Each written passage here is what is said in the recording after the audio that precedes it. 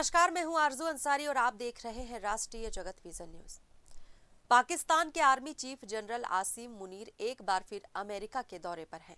ये उनका दूसरा दौरा है। इस दौरान उन्होंने अमेरिका को चेतावनी देते हुए कहा है कि अगर पाकिस्तान को खतरा महसूस हुआ तो वो आधी धरती को साथ लेकर डूबेगा।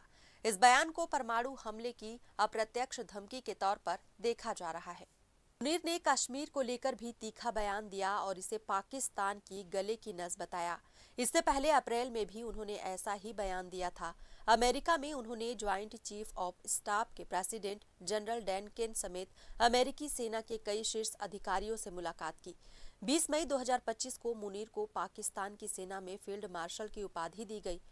वह इस पद तक पहुंचने वाले पाकिस्तान के इतिहास में दूसरे और COAS रहते हुए रैंक पाने वाले पहले अधिकारी हैं। इससे पहले 1959 से 1967 तक अयूब खान फील्ड मार्शल रहे थे। मुनीर का नाम भारत पाकिस्तान के बीच तनाव के समय भी सामने आता रहा है। फरवरी 2019 में पुलवामा हमले के बाद जब भारत ने पाकिस्तान को जिम्मेदार ठहराया, तब मुनीर ने कहा था कि पाकिस्तान किसी भी सैन्य कार्रवाई का त्वरित और कठोर जवाब देगा।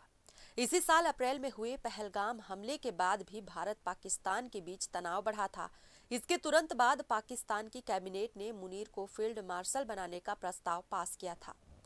हाल ही में पाकिस्तान को आतंकी हमलों का भी सामना करना पड़ा है। दिसंबर में तहरीक-ए-तालिबान पाकिस्तान TTP ने अफगानिस्तान सीमा से सटे उत्तर पश्चिम इलाके में एक सैन्य चौकी पर हमला किया। इसके जवाब में पाकिस्तानी सेना ने अफगानिस्तान में आतंकवादी ठिकानों पर हवाई हमले किए।